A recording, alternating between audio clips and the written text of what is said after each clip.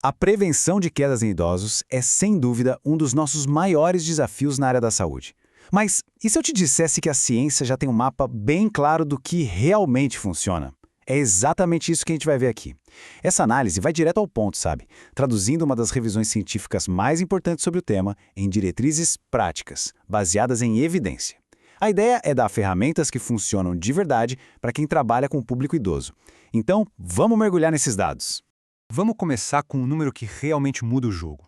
A evidência científica, e com um grau de certeza muito alto, nos diz que programas de exercício físico reduzem a taxa de quedas em idosos em 23%. Pensa só, 23%. É um número com impacto gigantesco na segurança e na independência dessa população.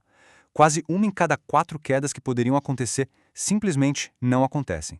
E o impacto não para por aí, não. Além de diminuir a frequência com que as quedas acontecem, esses mesmos programas conseguem reduzir em 15% o número de pessoas que chegam a cair. Então a gente tem 2 resultados super positivos e cruciais que são alcançados com uma única intervenção, desde que ela seja bem estruturada, claro.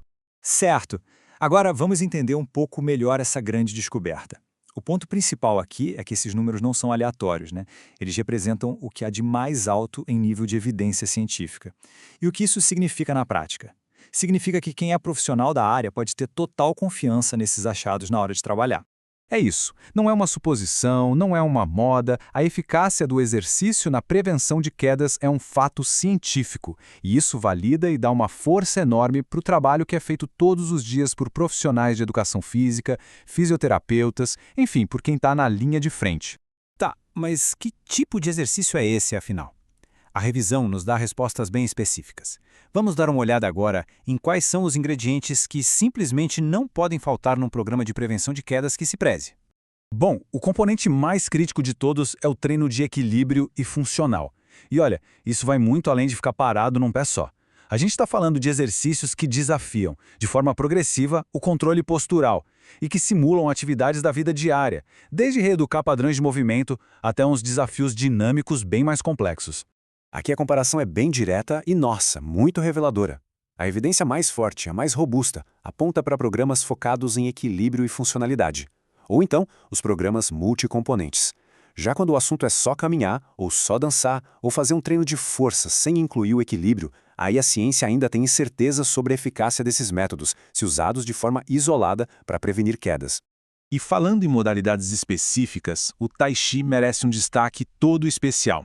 A revisão encontrou evidências de alta certeza de que a prática dele é muito eficaz para reduzir o número de idosos que sofrem quedas.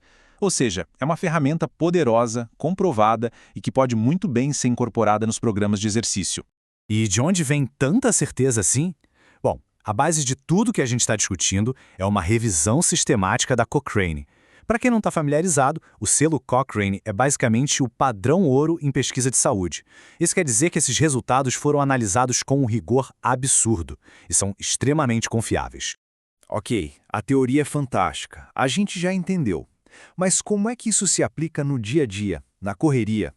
Vamos agora para a parte prática, para ver como esses achados se traduzem lá na academia, no estúdio ou na clínica. E aqui vem uma ótima notícia: flexibilidade. A pesquisa mostra que os programas funcionam super bem tanto em grupo, o que é ótimo para a socialização e para otimizar recursos, quanto de forma individual, permitindo uma atenção mais personalizada. A eficácia é comprovada nos 2 formatos. Esse ponto é fundamental. A pesquisa mostra que instrutores treinados, como os profissionais de educação física, são tão eficazes quanto os profissionais de saúde, tipo fisioterapeutas, na hora de conduzir esses programas. Isso é um respaldo enorme e reforça demais a competência e o papel central desses instrutores na prevenção de quedas. Então, como é que se estrutura um programa de sucesso? A resposta está em 3 pilares que são essenciais. Primeiro, uma boa avaliação inicial, para entender de onde cada pessoa está partindo. Segundo, individualização, ou seja, adaptar os desafios para as necessidades de cada um. E terceiro, a progressão contínua para garantir que o treino continue desafiador conforme a capacidade vai melhorando. Para sermos profissionais completos, a gente precisa saber o que funciona, mas também reconhecer os limites do que a gente sabe hoje. Então, vamos agora falar com total transparência sobre o que a evidência ainda não consegue nos responder.